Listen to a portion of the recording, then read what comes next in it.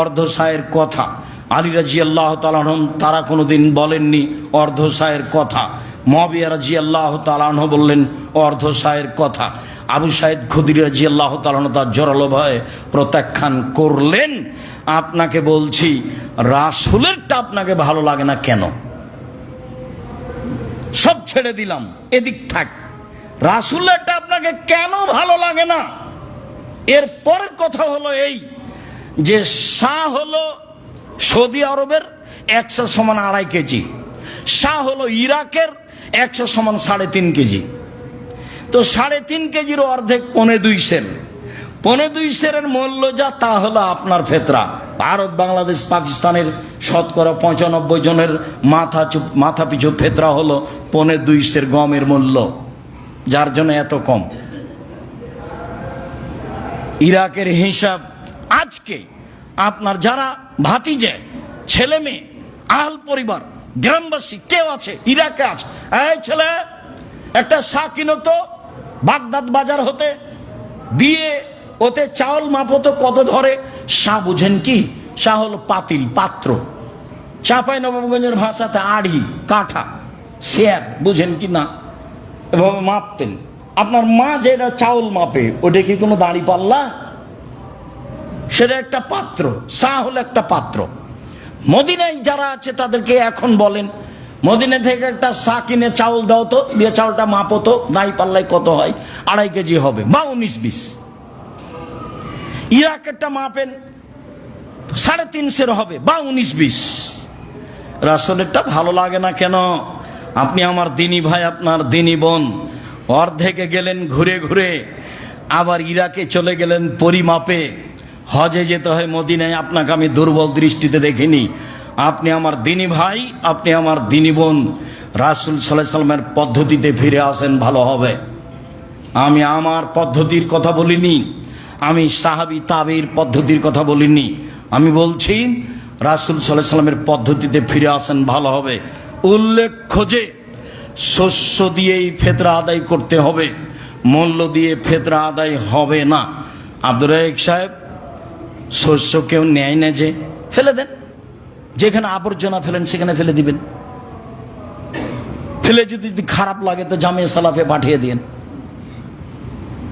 নাহলে এখানে নিয়ে আসছেন। 519 জন অসহায় এতিম আছে, ওরা কি খাওয়াই দিব? 519 জন এতিম অসহায়, 2-1টা কয় টাকা কয় সের আপনার ফেতরা বের হয়? কেন আপনি পিছে হটছেন? হটবেন কেন? বলে আমার ফেতরা নিবে না, টাকা ছাড়া তো দিব না। দুনিয়া মায়েরা খেয়েছি নাকি? দুনিয়া ছোট নাকি? যেখানে সহজ হবে সেখানে যাব। আমার মনে হচ্ছিল যে করোনা আমি মানি না, সারা বাংলাদেশে মনে হচ্ছিল আমি একাই মানি না, তবু তো আমি বেঁচে আছি। করোনা আমি মানি না, তখন থেকে বলে এসেছি, এখনো বলছি, করোনা আমি মানি না। পৃথিবীর সৃষ্টির 50,000 বছর পূর্বে আমার ভাগ্যে যদি করোনা লেখা থাকে, আর আমি যদি পাথরের ভিতরে ঢুকে থাকি, করোনা আমাকে ধরবেই, এভাবে আমি ভাগ্য বিশ্বাস করি। যদি আমার নামে করোনা না লেখা হয়ে থাকে, যার করোনা হয়েছে তার গায়ের সাথে যদি আমি গাও লাগিয়ে থাকি, বাকি জীবন তবু আমাকে করোনা ধরবে না। আমি এইভাবে ভাগ্যকে বিশ্বাস করি। এটাই তাকদীর, এই বিশ্বাসে দিন কাটাই। সম্মানিত দিনী ভাই বোন, এর 19-20 করতে রাজি নই, এইভাবেই মরতে রাজি। এইভাবে কয়েকদিন বাঁচতে প্রস্তুত, মরতে প্রস্তুত, বিকল্প পথে যেতে রাজি নই। যা হবে হবে, যা লাভ যা লস তাতে আসে যায় না। সম্মানিত দিনী ভাই বোন, ফেতরা শস্যই দিতে হবে, ফেতরা শস্যই দিতে হবে। কে নিবে কে নিবে না এটা আমার ভাববার বিষয় নেই। সব কাজ চলে সমাজ ছাড়া, ফেতরা চলে না সমাজ ছাড়া। বাড়িঘর বানাই, কেউ কাউকে বুঝে না, বন্ধু বান্ধব ডেকে নিয়ে আসে, ফেতরার সময় সমাজ লাগে। সমাজ যদি ফেতরা শস্য দিয়ে চলে ভালো, সমাজ যদি ফেতরা শস্য দিয়ে না চলে আমি আমারটা করব। সম্মানিত দিনী ভাই বোন, আমি আপনাদের সামনে কয়েকটা বিষয় আলোচনা করছিলাম। তার 1 নম্বর আলোচনা করছিলাম জিকির। অবশ্যই বুঝাতে সক্ষম হয়েছি বলে আমার মনে হচ্ছে যে ঈদুল ফিতরের জিকির কখন আরম্ভ হবে এবং কখন শেষ হবে। আমরা এটাও বুঝতে সক্ষম হয়েছি বলে আমার মনে হচ্ছে আলহামদুলিল্লাহ যে ঈদুল আজহাতে জিকির কখন চালু হবে আর কখন শেষ হবে। 1 তারিখ থেকে চালু হবে, 13 তারিখ আসরের পরে গিয়ে শেষ হবে, যার আইয়াম তাশরিকের পরে।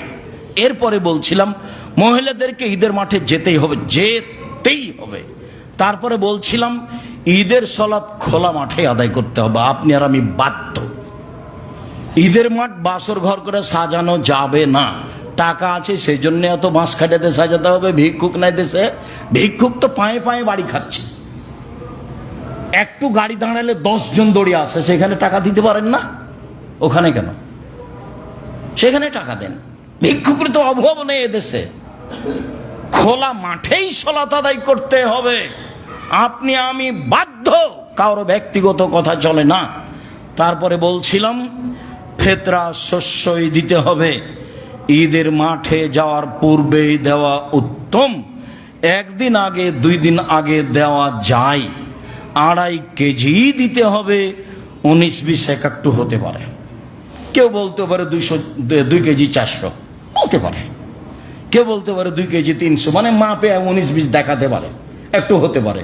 কিন্তু তার মোটামুটি একটা হিসাব হলো 2.5 কেজি। অবশ্যই তা 3.5 কেজি নয়। এখনই যদি খোঁজ নেন ইরাকে, তো মোটামুটি 3.5 কেজি হবে। এখনই যদি মদিনায় খোঁজ নেন, তাহলে মোটামুটি 2.5 কেজি হবে। একটা 19-20 এরকম কাছাকাছি হবে, যেহেতু এটা পরিমাপ। সম্মানিত দিনী ভাই বোন, এই কথা বলে আমি আপনাদেরকে আরো বলতে চাচ্ছি, দৃঢ়তার সাথে আল্লাহর কাছে দোয়া করবেন, আল্লাহ তুমি জামিয়া সালাফিকে কবুল করো। আমার মনে বড় আশ্বাস, আমার মনে বড় সাহস, আমার মনে বড় সাধ, আমি এই দেশের মাটিতে বাংলা ইংরেজি ছেলেদেরকে আরবে উন্নত মানের শিক্ষা দিয়ে জামিয়া সালাফের মাধ্যমে অন্যায়ের বিরুদ্ধে লড়বই ইনশাআল্লাহ, যে কোনো মূল্যে। সাল্লাল্লাহু আলাইহি ওয়াসাল্লাম কাবলা খরুজি মুসাল্লি আলাস সালাহ, রাওয়াহুল বুখারী ও মুসলিম। সম্মানিত দ্বীনি মুসলিম ভাই বোন, প্রশংসা আল্লাহর জন্য, শান্তি অবতীর্ণ হোক আল্লাহর রাসূলের উপর সাল্লাল্লাহু আলাইহি ওয়াসাল্লাম। আমরা আপনাদের সামনে রমজান মাসে কথা বলার উপযুক্ত সময় পেলেও কতগুলি বিষয় আপনাদের সামনে স্পষ্ট করার মতো সময় হয়ে ওঠেনি, যদিও সময়গুলি পার হয়ে গেছে। তবুও বিষয়টিকে সামনে রেখে আমরা আজকের আলোচনা করব ঈদুল ফিতর আর ঈদুল আজহাতে জিকির তাকবীর। তারপরে আলোচনা মহিলারা ঈদের মাঠে যেতে বাধ্য। তারপরের আলোচনা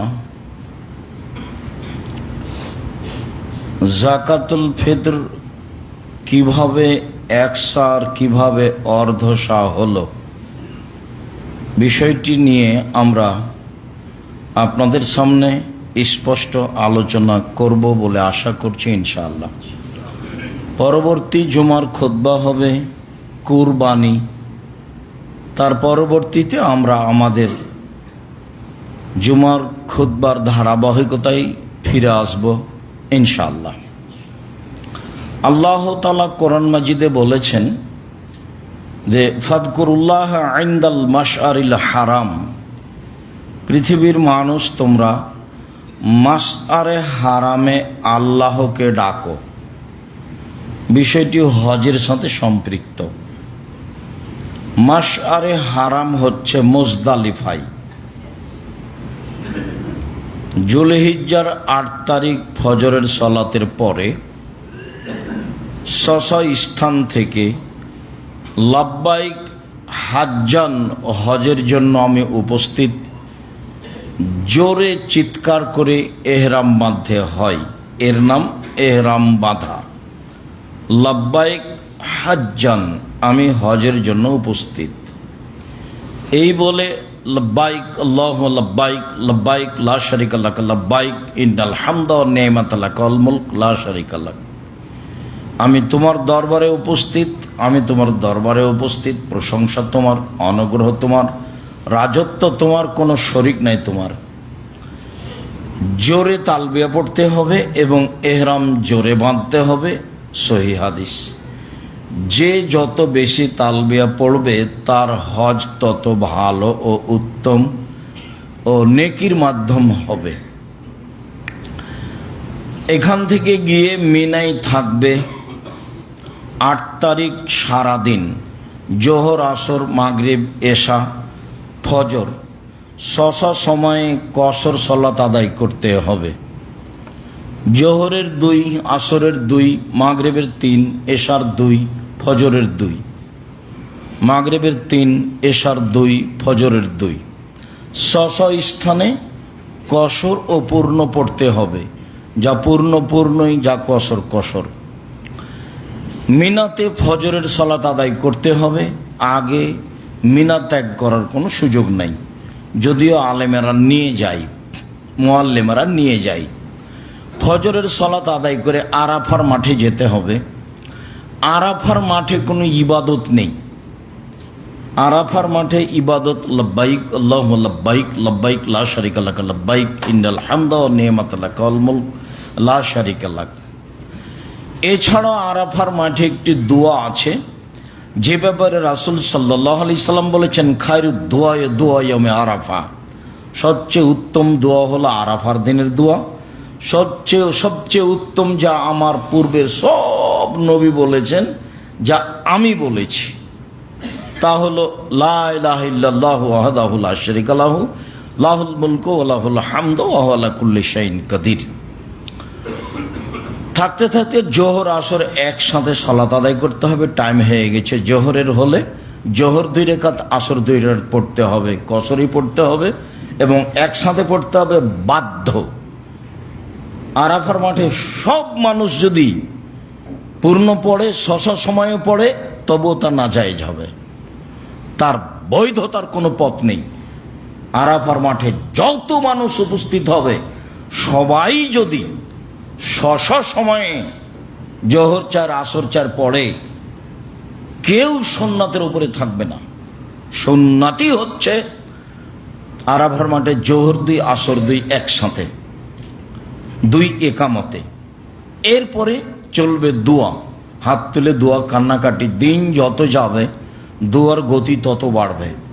সূর্য ডুবতে যাবে, তখন কান্নাকাটি, বিনয় আরও বেশি হবে। কেন? রাসূল সাল্লাল্লাহু আলাইহি সাল্লাম বলেছেন, আরাফার দিনে যত মানুষ জাহান্নাম থেকে মুক্তি পায়, পৃথিবীতে আর কোনো এমন দিন, এমন সময় নেই। সেটা লাইলাতুল কাদর হোক, সেটা রমজান হোক, সেটা জুমার দিন হোক, সেটা রাতের কোনো একটা অংশ হোক, পৃথিবীতে এমন কোনো সময় নেই যেই সময় অত গুরুত্ব রাখে আরাফার মাঠ যত গুরুত্ব রাখে। আরাফার মাঠে সবচেয়ে মানুষকে বেশি জাহান্নাম থেকে মুক্তি ঘোষণা দেওয়া হয়। আল্লাহ ফেরেশতাদের গর্ব করে বলেন, এলোমেলো চুলে ধুলাবালি মেখে তারা কি বলে? এলোমেলো চুলে ধুলাবালি মেখে তারা কি বলে? আমি তাদের ক্ষমা করে দিলাম। তো আরাফার মাঠে সূর্য ডুবা পর্যন্ত থাকতে হবে। সূর্য ডুবার পরে আরাফা ত্যাগ করে যেতে হবে। আজ হলো 10-এর সন্ধ্যা, 9 শেষ হলো। 10-এর সন্ধ্যা আরাফায় সময় কাটানোর পরে, সূর্য ডুবার পরে স্থান ত্যাগ করে মুজদালিফায় যেতে হবে। মুজদালিফায় মাগরিব 3, এশা 2, এমনকি সালাতুল বিতর পড়তে হবে না। মাগরিব 3, এশা 2, এই মাগরিব আর এশা মুজদালিফায় পড়ে নিতে হবে। তারপর শরীরে একটু প্রশান্তি দেওয়ার জন্য শুয়ে যেতে হবে। ফজর পর্যন্ত থাকতে হবে। ফজরের সালাতের পরে হাঁটতে থাকলেই সামনে মুখে পাওয়া যাবে মাশআরে হারাম, যার কাছাকাছি জায়গায় হাতে আটকে দেওয়া হয়েছিল আবরাহার। কাছাকাছি জায়গায় এখানে আছে হাতে আটকে দেওয়ার জায়গা, এটাই আছে মাশআরে হারাম। মসজিদে মাশআরে হারাম, ওখানে লেখা আছে, হজ করতে গেলে আগে বা পরে দেখে নেবেন মাশআরে হারাম। এই জায়গাটাতে আল্লাহ তাআলা বললেন তোমরা আল্লাহকে ডাকো, ফাযকুরুল্লাহ ইনদাল মাশআরিল হারাম, তোমরা মাশআরে হারামকে আল্লাহকে ডাকো। তো বাকি আলোচনার প্রয়োজন নেই, হজের যেদিন আলোচনা হবে সেদিন হবে ইনশাআল্লাহ। তবে আমি একটু কথা আসলো বলে ফেলি। এখন এখান থেকে যেতে হবে পাথর মারতে। প্রথম দিন সবচেয়ে বড় জামরায় পাথর মারতে হয়, 7টা পাথর মারতে হবে। রাসূলের সুন্নাতে পাথর মারতে হলে বাম দিক দিয়ে উঠতে হবে, ডান সাইড দিয়ে নয়। উঠার সময়তে আপনাকে হাতের বামে হাঁটতে হবে। প্রথম দ্বিতীয় ছেড়ে তৃতীয়টায় গিয়ে পাথর মারতে হবে, 7টা পাথর আল্লাহু আকবার বলে। সেটা হলো বড় জামরা। তা আজ হলো 10 তারিখ। 10 তারিখের 1 নম্বর কাজ পাথর মারা। বলতে গেলে চাঁপাইনবাবগঞ্জের ভাষাতে আমরা যখন মক্তবে পড়তাম তখন আমরা বলতাম অজু শেষে এই দোয়া পড়তে হয়। যারা হজ করতে যায় তাদের এভাবে মুখস্থ করা উচিত আমি মনে করি। কেননা আমার বুঝে 1999 জন মানুষের হজ হয় না, বরং হজ করতে গিয়ে পাপ করে আসছে। আর সবাই মিলে সপরিবারে তো উমরা করতে গেছে, এটা তো একটা আস্ত ফ্যাশন, আপনি তো জানছেন। ছবি আর ছবি, কত ছবি তুলছে আর কত কি করছে। ধর্ম কোথায় গেছে? ধর্ম কে মানে? ধর্মের কে দাম দেয়? ধর্ম তো একটা নিয়মের নাম। নিয়ম তো কঠিন জিনিস, নিয়ম কঠিন জিনিস। ধর্ম একটা নিয়মের নাম। নির্ধারিত দিনে, নির্ধারিত স্থানে, নির্ধারিত নিয়মে এক বিশেষ এবাদতের নাম হজ। নির্ধারিত নিয়মে অনির্ধারিত দিনে, নির্ধারিত নিয়মে অনির্ধারিত দিনে, নির্ধারিত স্থানে এক বিশেষ এবাদতের নাম উমরা। মানে অনির্ধারিত সময়ে যখন তখন চলে। আর হজ নির্ধারিত সময়ে, নির্ধারিত নিয়মে, নির্ধারিত স্থানে এক বিশেষ এবাদতের নাম হজ। কারো কথা চলে না। আমি তো বহুদিন বলেছি যে হজ ক্যাম্পে ঢুকে দেখছি যে লাব্বাইক বলছে, পাগড়ি বাঁধা আছে বিশাল। তো ভাইজান আপনি এখানে লাব্বাইক পড়াচ্ছেন কেন? ও তো এলাম লামে। তখন বলছে বাড়ি থেকে বললো হবে। তা আমি কি বলবো? তো সেটা নিজের মতো করে নিয়েছে মানুষ। সেই দিনের 1 নম্বর কাজ পাথর মারতে হবে। জুলহিজ্জার 10 তারিখের 2 নম্বর কাজ কুরবানি করতে হবে। জুলহিজ্জার 10 তারিখের 3 নম্বর কাজ মাথা নেড়ে করতে হবে। জুলহিজ্জার 10 তারিখে 4 নম্বর কাজ কাবা ঘর তওয়াফ করতে হবে। জুলহিজ্জার 10 তারিখের 5 নম্বর কাজ সাফা মারওয়া সাই করতে হবে। জুলহিজ্জার 10 তারিখে 6 নম্বর কাজ মিনায় ফিরে আসতে হবে, আসতেই হবে। হুজুর বলেছে হোটেলে থেকে যান, কোনো সমস্যা নেই। আর শেষে বলবেন যে ভুল ত্রুটি হলে একটা দম দিয়ে দেন, টাকা দেন, বাকিটা আমি দেখছি। তার নাম হজ। যারা গেছেন, করেছেন, যারা যাবেন, অপেক্ষা করছেন, সবাই জানেন। আমি মনে করি যে হজের দিনের জন্য এইভাবে তার মুখস্থ থাকা দরকার। জুলহিজ্জার 10 তারিখের 1 নম্বর কাজ পাথর মারতে হবে। জুলহিজ্জার 10 তারিখের 2 নম্বর কাজ কুরবানি করতে হবে। জুলহিজ্জার 10 তারিখের 3 নম্বর কাজ মাথা নেড়ে করতে হবে। জুলহিজ্জার 10 তারিখের 4 নম্বর কাজ কাবা ঘর তওয়াফ করতে হবে। জুলহিজ্জার 10 তারিখের 5 নম্বর কাজ সাফা মারওয়া সাই করতে হবে। জুলহিজ্জার 10 তারিখের 6 নম্বর কাজ মিনায় ফিরে যেতে হবে। এটা মানে জরুরি। নিয়মে আগে পিছে হলে সমস্যা নেই, কিন্তু সেই দিন পার হয়ে গেলে জরিমানা ছাড়া কোনো পথ নেই। আর আপনি স্বেচ্ছায় জরিমানা দিবেন কেন? হুজুর বললেই হবে। যাক, যেটা বলছিলাম সেটা হলো এই, আল্লাহ তাআলা বললেন যে তোমরা মাশআরে হারামে আল্লাহকে ডাকো।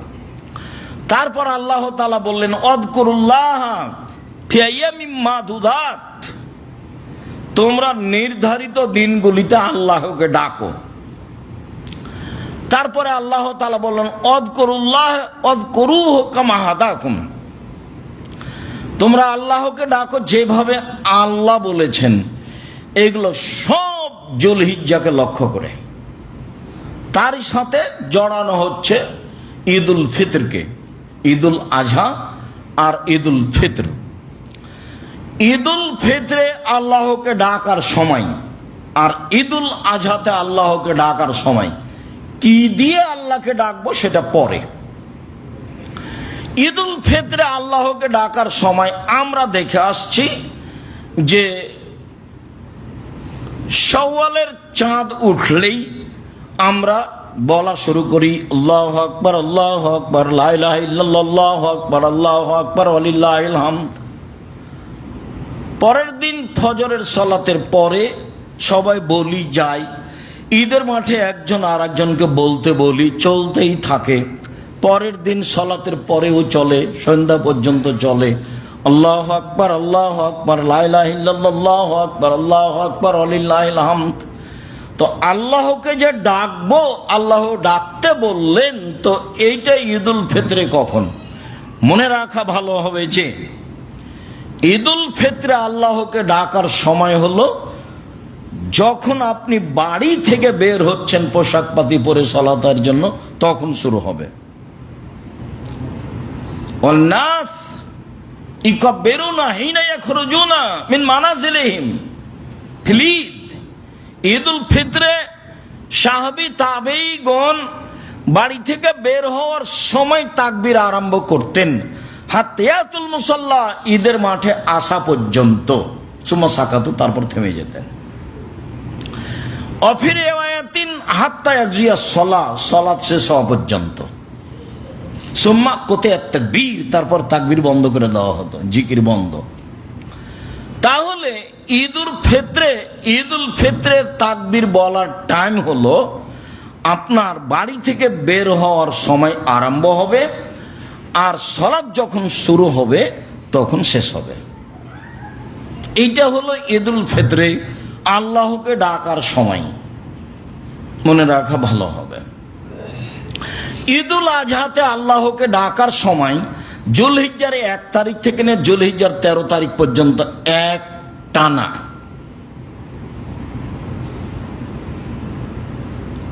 রাসূল সাল্লাল্লাহু আলাইহি সাল্লাম বলেছিলেন যে জুলহিজ্জার 10 তারিখ পর্যন্ত আমল আল্লাহর কাছে যত প্রিয়, পৃথিবীতে আর কোনো দিনের আমল তত প্রিয় নয়।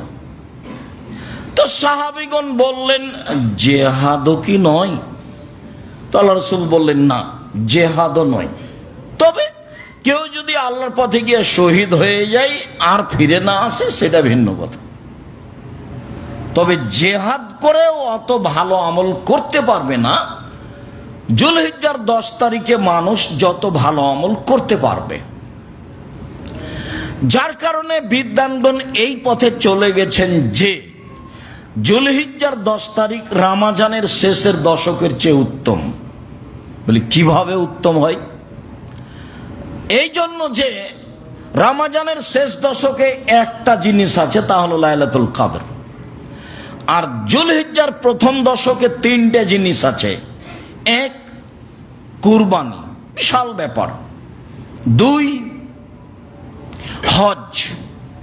3, আরাফা।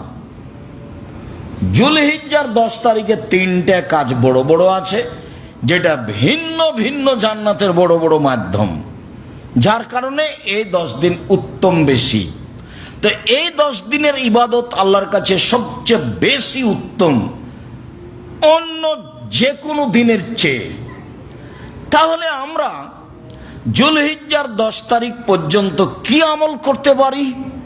তাতে একাধিক দিন বলা হয়েছে। তার 1 নম্বর আমল হলো সিয়াম। জুলহিজ্জার 1 তারিখ থেকে 9 তারিখ পর্যন্ত একটানা সিয়াম থাকাতে অভ্যাসী হতে হবে। জুলহিজ্জার 2 নম্বর উত্তম আমল হিসেবে বলা হয়েছে দান, সাদাকা, দান, যেটা একাধিক দিন বলেছি, আজকের জন্য নতুন ভাবে বলার প্রয়োজন করে না। তবু এতটুক যে রাসূল সাল্লাল্লাহু আলাইহি সাল্লাম যখন ঈদের মাঠে গিয়ে মহিলাদের পাশ দিয়ে যাচ্ছিলেন, তখন বললেন, ইয়া মাসার নেশা তাসাদ্দাকনা ফাইনুরিতুকুন্না আকসারান নার, মহিলারা তোমরা দান করো, আমি তোমাদের অধিকাংশ দেখি জাহান্নামী। জাহান্নাম বলতে নারী আর নারী, জাহান্নামের অধিকাংশ মানুষই নারী। তো তোমরা দান করো মানে জাহান্নাম থেকে বাঁচার পথ, একবারে সরাসরি পথ। দান করো বেঁচে যাওয়া। তোমরা তো জাহান্নামের অধিকাংশ মানুষই নারী, তোমরাই বাঁচবা কিভাবে? দান করো। আর আল্লাহ রাসূল যখন ওই কথাটা বললেন যে বিচারের মাঠে মানুষ আল্লাহর মুখামুখি কথা বলবে, তখন কোনো দোভাষী থাকবে না, তখন কোনো অন্তরাল থাকবে না। ডান দিকে দেখবে সব কর্ম দেখবে, বাম দিকে দেখবে সব কর্ম দেখবে, সামনের দিকে দেখবে জাহান্নাম দেখবে। তখন আল্লাহ রাসূল বললেন ফাত্তাকুন নারা ওয়ালাউ বিশিক্কি তামারাতিন, পৃথিবীর মানুষ তোমরা জাহান্নাম থেকে বাঁচো। খেজুরের বীজের উপর যে একটা সাদা সামান্যতম ছাল থাকে, সামান্যতম একটা সাদা ছাল থাকে, ওই ছালের সম পরিমাণ হলেও দান করে জাহান্নাম থেকে বাঁচো। তাহলে বোঝা গেল যে সরাসরি জাহান্নাম থেকে বাঁচার পথ দান, সেটা কম হোক আর বেশি হোক, ফিসার রায় ও জার রায়, সচ্ছল অসচ্ছল, সচ্ছল অসচ্ছল, সচ্ছল অবস্থায় অসচ্ছল অবস্থায়, যার যা কুলাই, কারো কুলাই 10 লাখ, কারো কুলাই 10,000, কারো কুলাই 10 টাকা, কারো কুলাই একটা কয়েন, যেভাবে হোক না কেন তার বুঝ অনুপাতে। এটাও বুখারীর হাদিস, আগেরটাও বুখারীর হাদিস, বুখারী মুসলিম। মানে বাঁচো জাহান্নাম থেকে এইভাবে। তো যুলহিজ্জার 1 থেকে 10 পর্যন্ত, 13 পর্যন্ত 2 নম্বর কাজ হলো দান।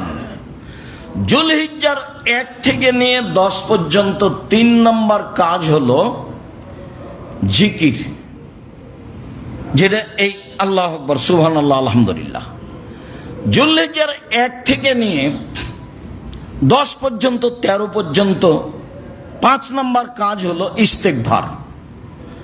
এই কয়েকটার সমন্বয়ে আল্লাহকে ডাকা হবে যুলহিজ্জার 1 থেকে নিয়ে 13 পর্যন্ত। একটা দলিল পেশ করি, তারপর আবার আমরা জিকিরে আসছি। আব্দুল্লাহ ইবনে উমর আর আবু হুরায়রা দুইজন একরোজানে এলা সুকে ফি আইয়ামিল আসরে ওই কব্বিরানে। আব্দুল্লাহ ইবনে উমর এবং আবু হুরায়রা তারা যুলহিজ্জার 1 তারিখ থেকে নিয়ে 10 তারিখ পর্যন্ত বাড়ি থেকে বাজারের দিকে যেতেন। ওই কব্বিরানে দুইজনই তাকবীর পাঠ করতেন। ওই কব্বির নাস বে তাকবীরে হেমা, তাদের দুইজনের তাকবীরে আরো জনগণ তাকবীর পাঠ করত। আপাতত বুঝলাম যে ঈদুল ফিতরের তাকবীর হলো বাড়ি থেকে বের হওয়া হতে ঈদের মাঠে পৌঁছা পর্যন্ত বা সলাৎ পর্যন্ত। আর ঈদুল আজহাতে তাকবীর পড়তে হবে 1 তারিখ থেকে নিয়ে 13 তারিখ পর্যন্ত, এইটা বুঝলাম। এখন তাকবীর কি পাঠ করব? তাকবীরে আব্দুল্লাহ ইবনে মাসউদ থেকে যেটা সরাসরি বোঝা যায় সেটা হলো এই, আব্দুল্লাহ ইবনে মাসউদ আয়ামে তাশরিকে পড়েছিলেন আল্লাহু আকবার, আল্লাহু আকবার, লা ইলাহা ইল্লাল্লাহ, আল্লাহু আকবার ওয়ালিল্লাহিল হামদ। এইটা সরাসরি পাওয়া যায়, এছাড়া সরাসরি আর কোনো তাকবীর পাওয়া যায় না সহিহ হাদিস দ্বারা। কিন্তু আল্লাহ তাআলা বলছেন যে তোমরা এই দিনগুলিতে আল্লাহকে ডাকো, জিকির করো। তো জিকির কি হতে পারে? তখন আমরা এই যাবত অবশ্য বলতে চাইনি, তো সবটার সমন্বয়ে বলতে চাচ্ছি যে বলা যায় সবচেয়ে উত্তম তাসবিহ যেটা, সেটাই জিকির। সেইটা হলো সুবহানাল্লাহি ওয়া বিহামদিহি সুবহানাল্লাহিল আযীম, সুবহানাল্লাহি ওয়া বিহামদিহি সুবহানাল্লাহিল আযীম। সেইটা হলো সুবহানাল্লাহি আলহামদুলিল্লাহি ওয়া লা ইলাহা ইল্লাল্লাহু আল্লাহু আকবার, সুবহানাল্লাহি আলহামদুলিল্লাহি ওয়া লা ইলাহা ইল্লাল্লাহু আল্লাহু আকবার। আর সেইটা হলো সুবহানাল্লাহি ওয়া বিহামদিহি তখন 100, সুবহানাল্লাহি ওয়া বিহামদিহি, সুবহানাল্লাহি ওয়া বিহামদিহি, সুবহানাল্লাহি ওয়া বিহামদিহি, তখন 100। এছাড়াও বাকিগুলি নিজের মতো। সাথে সাথে কেউ যদি জিকির হিসাবে এটা গ্রহণ করতে চায়, লা ইলাহা ইল্লাল্লাহু ওয়াহদাহু লা শারীকা লাহু লাহুল মুলকু ওয়া লাহুল হামদু ওয়া হুয়া আলা কুল্লি শাইইন কাদির, তখন 100 বার। সুবহানাল্লাহি ওয়া বিহামদির বার হলো 100, আর লা ইলাহা ইল্লাল্লাহু ওয়াহদাহু লা শারীকা লাহু লাহুল মুলকু ওয়া লাহুল হামদু ওয়া হুয়া আলা কুল্লি শাইইন কাদির এর বার হলো 100। বাকিগুলো আপনার ইচ্ছে মতো। তবে আমরা একটা তাকবীর ছোটকাল থেকে শুনে আসছি ঈদের মাঠে, আল্লাহু আকবার কবিরা আলহামদুলিল্লাহ কাসীরা সুবহানাল্লাহি বুকরাতান ওয়া আসীলা। আমি এটা সরাসরি হাদিস দ্বারা প্রমাণ করতে পারিনি, তবে মুসলিম গ্রন্থে যেটা এসেছে দীর্ঘদিনের তদন্তে সেটা এসেছে এইভাবে, আল্লাহু আকবার কবিরা, আল্লাহু আকবার কবিরা, আল্লাহু আকবার কবিরা, আলহামদুলিল্লাহি কাসীরা, আলহামদুলিল্লাহি কাসীরা, আলহামদুলিল্লাহি কাসীরা, সুবহানাল্লাহি বুকরাতান ওয়া আসীলা ও সুবহানাল্লাহি বুকরাতান ওয়া আসীলা। এটা এসেছে মুসলিম। তাহলে এইগুলো হলো ডাকা, হয় একটাই ডাকেন আল্লাহু আকবার, আল্লাহু আকবার, লা ইলাহা ইল্লাল্লাহ, আল্লাহু আকবার, আল্লাহু আকবার ওয়া লিল্লাহিল হামদ। আর না হলে ডাকা হিসাবে এইগুলি, জিকির হিসাবে এইগুলি। আর ইস্তেগফার ধরলে তো একাধিক দিন বলা আছে, আস্তাগফিরুল্লাহ ওয়া আতুবু ইলাইহি, আস্তাগফিরুল্লাহাল্লাযী লা ইলাহা ইল্লা হুয়াল হাইয়ুল কাইয়্যুম ওয়া আতুবু ইলাইহি, রাব্বিগফিরলি ওয়া তুব আলাইয়া ইন্নাকা আনতাত তাওয়াবুল গাফুর। তারপর সাইদুল ইস্তিগফার, আল্লাহুম্মা আনতা রাব্বি লা ইলাহা ইল্লা আনতা খালাকতানি ওয়া আনা আবদুকা ওয়া আনা আলা আহদিকা ওয়া আদিকা মাসতাতাতু আউযু বিকা মিন শাররি মা সানাতু আবু আলাকা বিনি'মাতিকা আলাইয়া ওয়া বিযামবি ফাগফিরলি ফাইন্নাহু লা ইয়াগফিরুয যুনুবা ইল্লা আনতা। আমরা ঈদকে লক্ষ্য করে তাকবীর অবগত হচ্ছিলাম। এইভাবেই আমাদের তাকবীর পড়তে হবে ভবিষ্যতে সময় আসলে। আল্লাহ তৌফিক দান করুক। আল্লাহুম্মা সাল্লি আলা।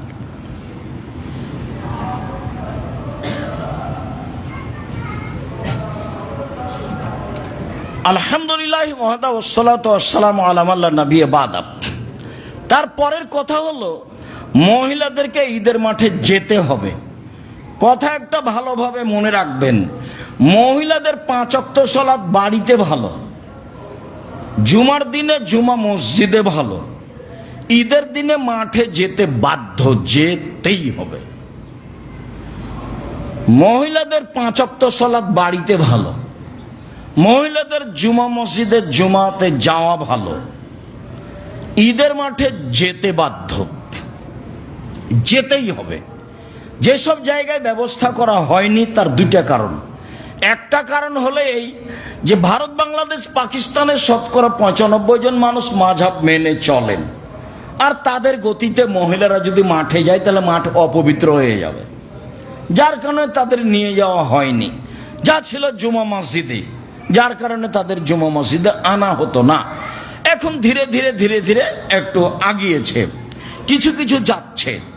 আর আরেক শ্রেণীর মানুষ মনে করেছে যেতে পারে, জরুরি নয়, জায়গা নেই, কি করতে যাবে, জুমা মসজিদে পড়ে নিবে মহিলাদের ইমামতিতে। মনে রাখা ভালো হবে, মহিলাদের ইমামতিতে ঈদের সালাত জুমা মসজিদে বিদআত। মহিলাদের একজন পুরুষ দিয়ে ঈদের সালাত আদায় করা বিদআত। মহিলাদেরকে ঈদের মাঠেই যেতে হবে, প্রয়োজনে রাস্তায় দাঁড়াবে, প্রয়োজনে মাঠে ঘাটে দাঁড়াবে, সাথে সাথে শেষ পর্যন্ত যদি যেতে নাই পারে তাহলে 7, 5, 12 তাকবীরে বাড়িতে 2 রাকাত সালাত আদায় করে নেবে। কিন্তু জুমা মসজিদে মহিলাদের ইমামতিতে করে নেবে এটা অসম্ভব হতে পারে না। ওদের জন্য ব্যক্তিগত ইমামতিতে, মহিলাদের ইমামতিতে ঈদের সালাত চলবে না, জুমার সালাত চলবে না। তারা তারাবির সালাত তাদের ইমাম দিয়ে চলবে, ফরজ সালাত তাদের ইমাম দিয়ে চলবে। ফরজ সালাতে মহিলারা ইমামতি করতে পারে বাড়িতে, যেখানে করুক। তারাবির সালাতে, নফল সালাতে মহিলারা ইমামতি করতে পারে। জুমার সালাত ঈদের সালাতে হবে না। উম্মু আতিয়া রাদিয়াল্লাহু তাআলা আনহা বলেন, আমাদেরকে আদেশ করা হয়েছে যে ঋতুবতী মহিলাদেরকে ঈদের মাঠে যেতে বাধ্য করব। ঋতুবতী ভালো মহিলা তো যাবে যাবে, যারা হাইজ হয়েছে তাকেও যেতে হবে, দুই দেই যেতে হবে। অজাওয়াতিল খদুরে যারা যুবতী কিশোরী তারাও যাবে ঈদের মাঠে। এসহাদনা জামাতাল মুসলিমিন দাওয়াত হন, কেন যাবে? সালাত নাই তো যাবে কেন?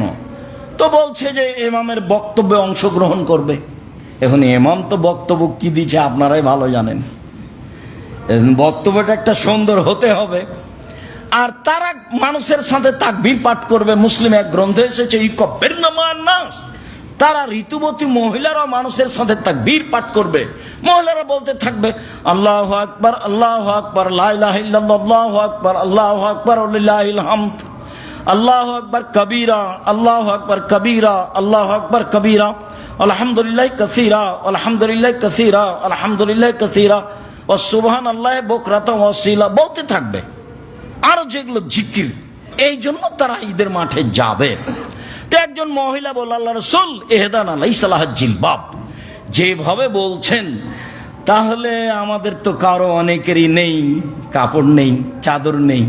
আমাদের কেউ কেউ এমন আছে যার চাদর নেই, তো কিভাবে যাবে? সবাইকেই যেভাবে যেতে বলছেন, তো চাদর না থাকলে কিভাবে যাবে? তখন আল্লাহ রাসূল বলছেন লেতুল বেসা সাহেবা তহমিন জিলবাবেহা, কোনো বান্ধবী তাকে পরাবে, কারো কাপড় নিয়ে যাবে। কই আল্লাহ রাসূল তো পিছে উঠলেন না। আচ্ছা না থাকলে যাবে না, এভাবে তো বললেন না। বললেন যে আর একজনের কাপড় নিয়ে যাবে। আর একজনের কাপড় নিয়ে মানুষ যেত আগে, আত্মীয় স্বজনের বাড়ি বেড়াতে যেত আর একজনের কাপড় চোপড় নিয়ে। আয়েশা রাদিয়াল্লাহু তাআলার একটা কামিজ ছিল, তো সব এলাকার মহিলারা বিবাহের বৈঠকে বসার জন্য সেটা নিয়ে যেত তার কাছ থেকে ধার করে। ওটা বুখারী মুসলিমের হাদিস। তার একজনের কাপড় নিয়ে যাওয়া যায়। বুখারীর হাদিসের অত্র অংশে জোরালোভাবে প্রমাণ হলো যে মহিলাদেরকে ঈদের মাঠে যেতে হবে। ভালোরা তো যাবেই, যারা ঋতুবতী হায়েজ হয়েছে তাদেরকে যেতে হবে, যেতে বাধ্য। আর দানের ব্যাপারে আল্লাহ রাসূল মহিলাদেরকে খাস করে বলেছেন, এভাবে বলেছেন তাসাদ্দাকু তাসাদ্দাকু তাসাদ্দাকু, তোমরা দান করো, তোমরা দান করো, তোমরা দান করো।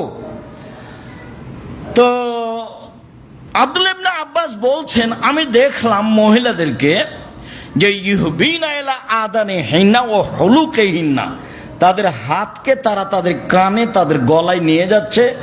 তারা হাতের আংটি এবং গলার মালা এবং কানের দুল খুলে খুলে ইয়াদফানা ইলা বেলালিন, বেলালের কাপড়ে ছুঁড়ে মারছে, বেলালের কাপড়ে ফিকে ছুঁড়ে মারছে, বেলালের কাপড়ে চালিয়ে দিচ্ছে। তাদের গলায় কানে হাতে যা ছিল তা খুলে দিল। আমিও দিনী বোনদেরকে মনে করি, স্বামী কিছু বলতে পারে, মন খারাপ করতেই পারে, আচ্ছা করলোই, তা আপনার কাছে যা গয়নাগাঠি আছে তা দান করে দিবেন, এটাই ভালো। আর যেসব দিনী বোনেরা বছর বছর জাকাত দিচ্ছে স্বর্ণের, আপনাকে জাকাত দিতেই হবে। জমা রেখেছেন রাখেন না, বিক্রি করে দেন, দান করে দেন, রাখলে জাকাত দিতেই হবে। দিতে দেখবেন জিনিস শেষ, প্রতি বছর জাকাত দিতে হবে, দিতেই বল। যারা বলেছে ব্যবহারিক জিনিসের জাকাত লাগবে না, ভুল বলেছে। ব্যবহারিক ও অব্যবহারিক হোক 7.5 ভরি হলেই দিতে হবে বাধ্য। এটা খুব ভিন্ন শক্ত জিনিস, দিতেই হবে। যাক, এই অংশে বললাম মহিলাদেরকে ঈদের মাঠে যেতে হবে, জরুরি। এইখানে আরেকটি জরুরি কথা যে সম্মানিত দিনী ভাই বোন, কোনো পথ নেই, রাসূলের পদ্ধতিতে ফিরে আসতেই হবে।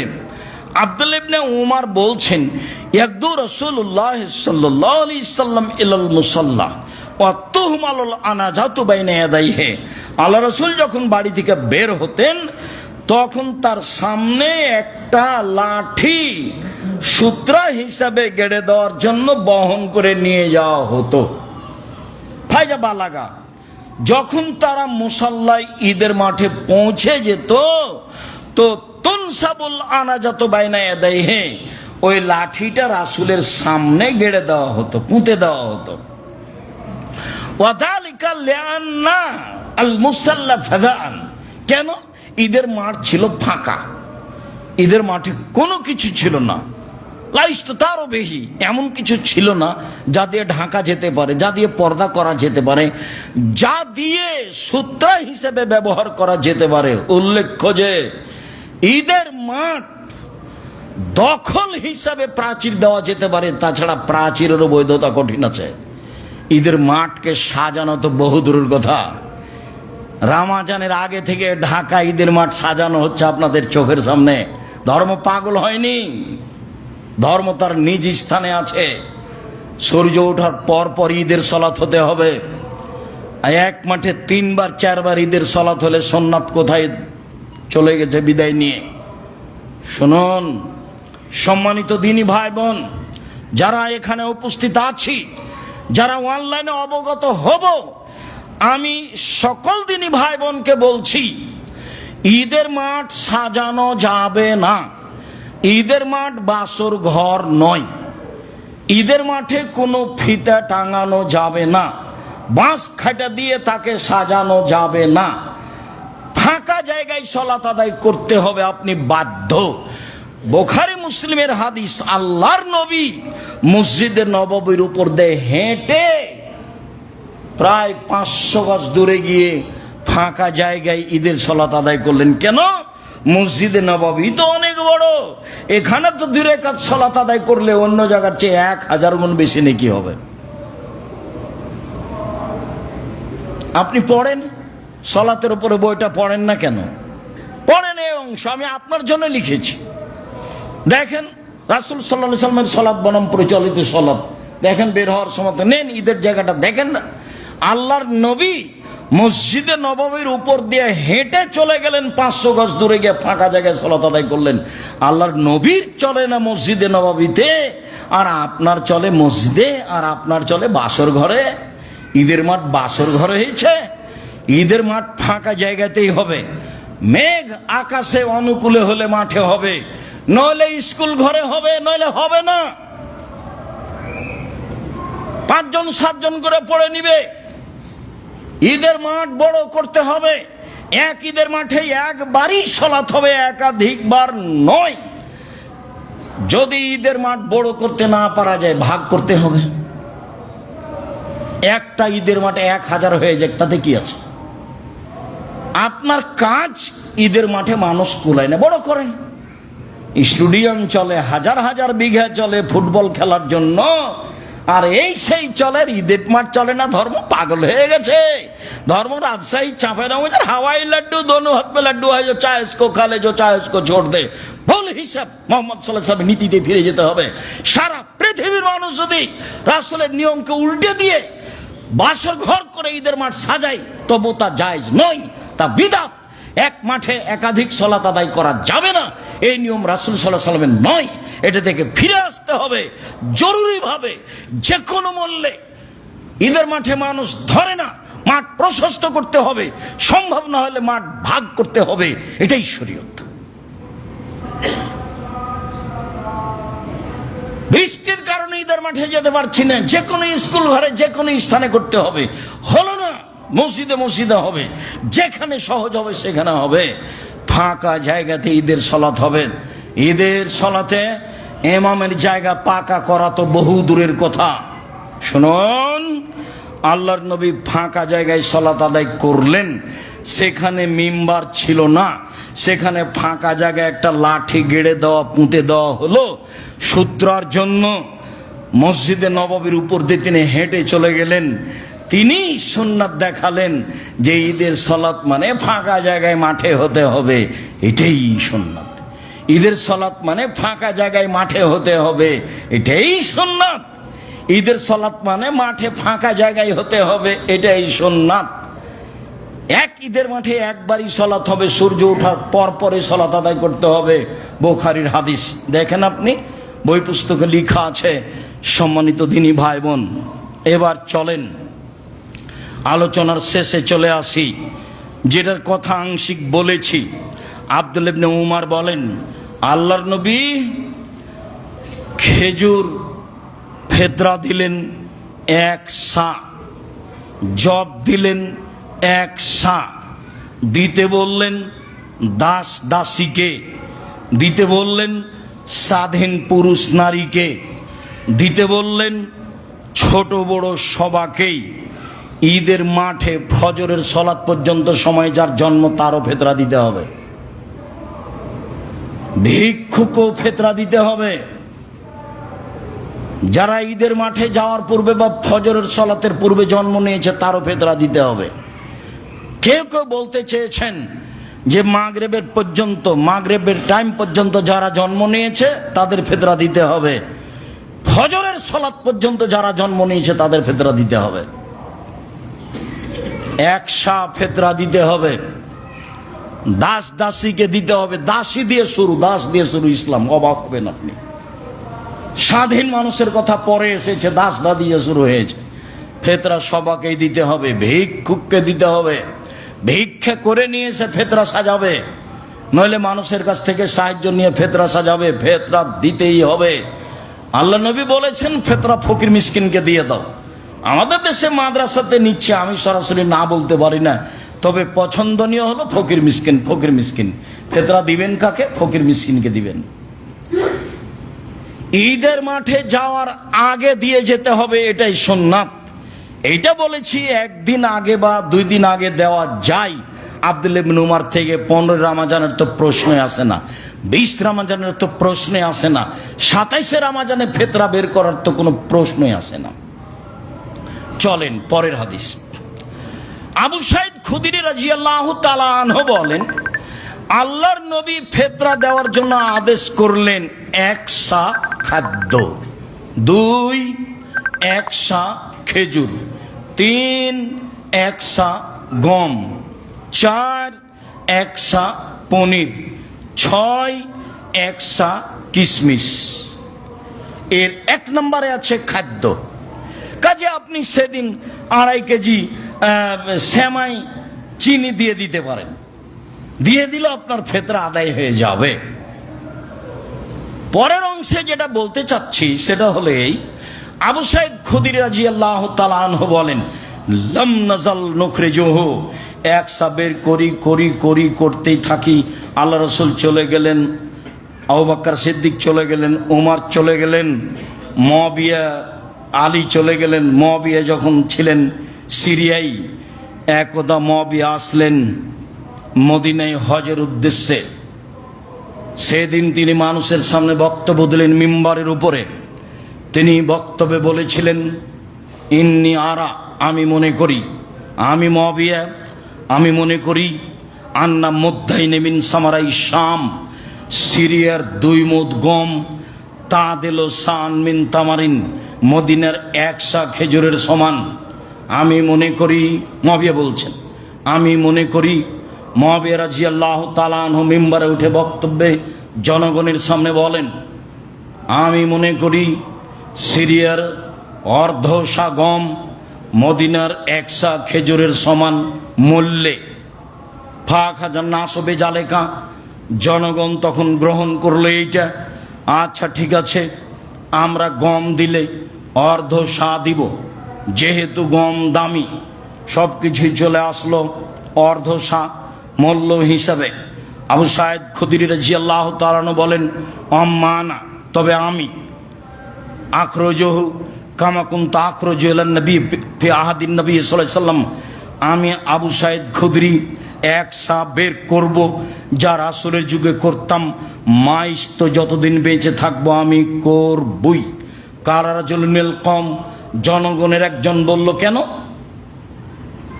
মুদ্দাইন মিন সামারাই শাম, সিরিয়ার 2 মুদ 1/2 সা গম হলেই চলবে। মুয়াবিয়া রাদিয়াল্লাহু তাআলা বলেছেন, এটা হবে না। তখন আবু সাঈদ খুদরি বলছেন, না, তিলকা কিমাতু মুয়াবিয়া, এটা মুয়াবিয়ার মূল্য হিসাব, লাক বালোহা, আমি তা কখনো গ্রহণ করব না।